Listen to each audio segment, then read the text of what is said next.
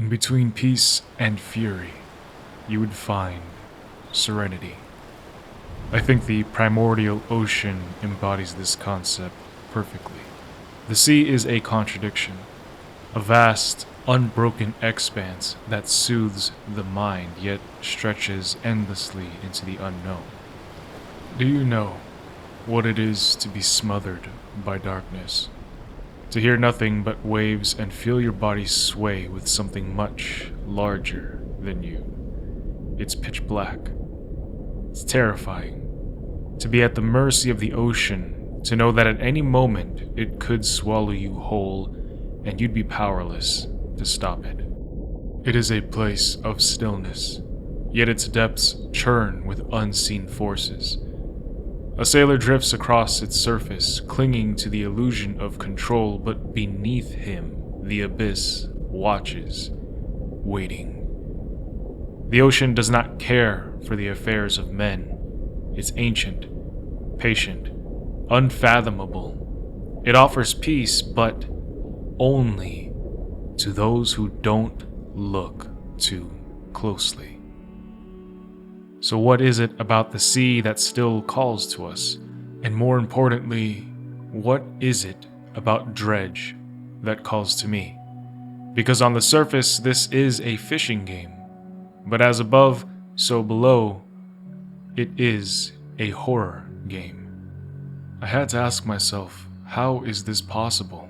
How can a game that feels cozy, safe, and relaxing still instill fear? Why does it work so well, and why can't I stop playing? This is Dredge, a game that captures the quiet pull of the sea, the allure, the delicate balance between comfort and fear. On the surface, it is a fishing game, slow, methodical, and meditative.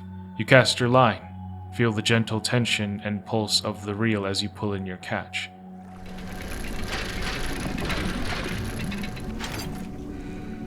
The boat rocks ever so slightly beneath your feet, steady and familiar as the sun casts golden light over calm waters. You sell your fish, upgrade your vessel, and set out again, an ever-repeating cycle, a rhythm as old as the sea itself. But the longer you stay out, the more the water changes. The sun dips below the horizon, and suddenly the ocean is no longer a warm cradle, but a yawning void. The waves seem darker, moving with unnatural weight, and in the distance, shapes shift where there should be nothing. You hear something, whispers, sounds carried on in the wind, too soft to understand but impossible at times to ignore. And the longer you stay out there, the more it seems to recognize you, to acknowledge you, to want to meet you.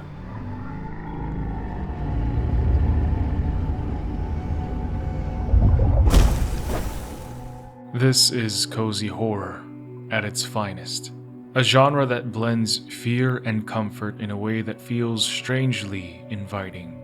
Dredge does not frighten in the way that traditional horror games do. There are no sudden shocks, no grotesque monsters leaping at you from the dark. Instead, it unsettles.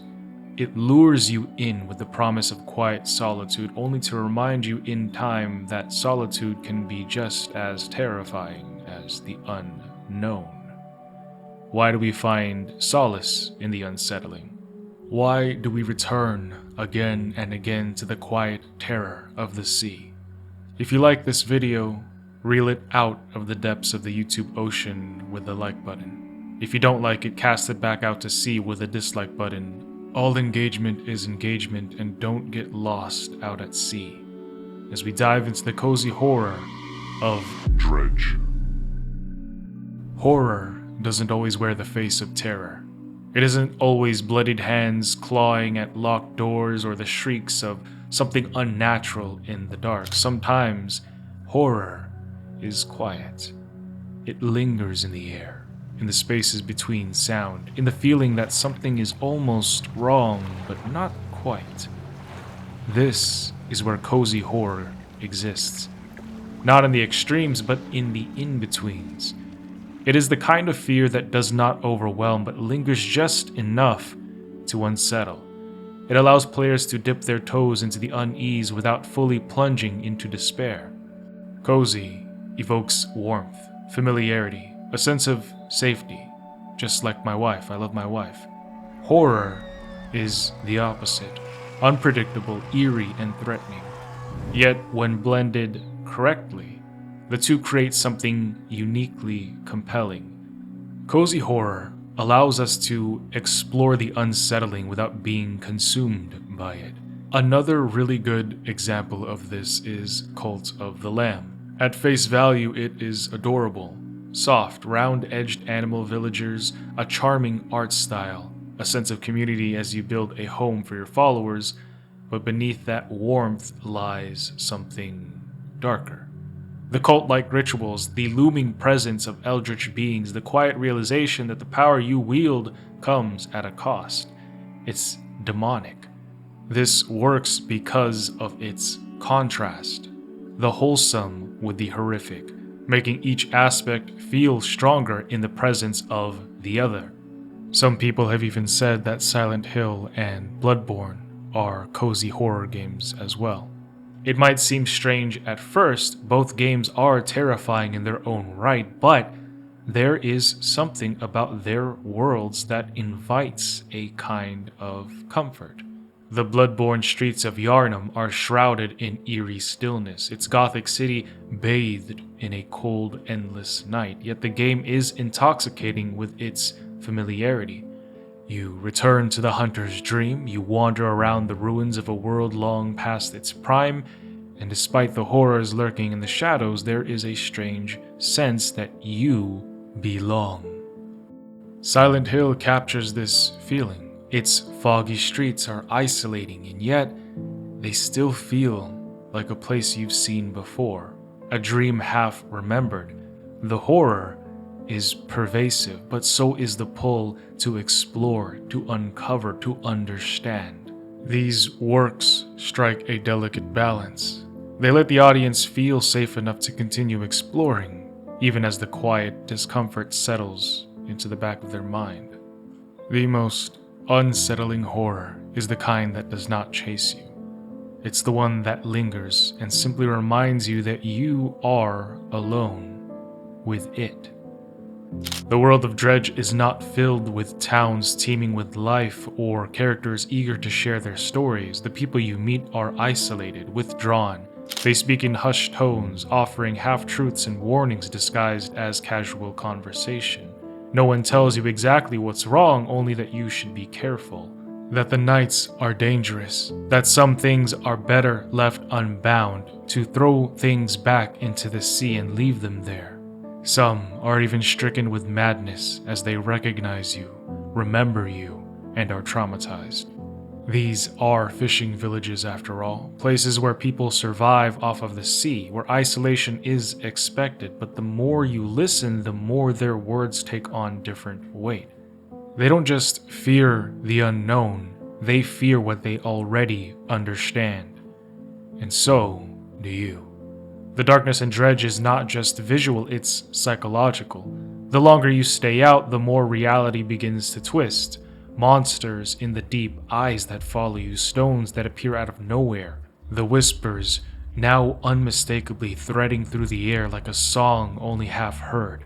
One scientist would even tell you that it's just a product of extended isolation and lack of sleep. You are simply hallucinating. But you tell yourself it's fine. You just need one more catch, one more rare aberrant fish, one more dredge for supplies before heading back.